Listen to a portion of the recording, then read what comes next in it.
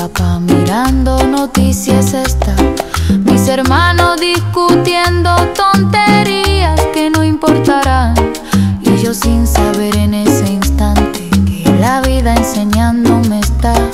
Ese ruido de la casa, ese arriba de mamá, eran notas de una orquesta que no vuelve a sonar.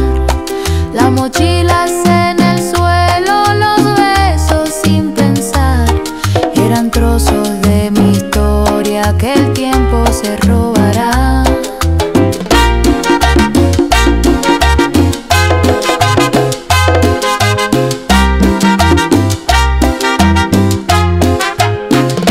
Dachu.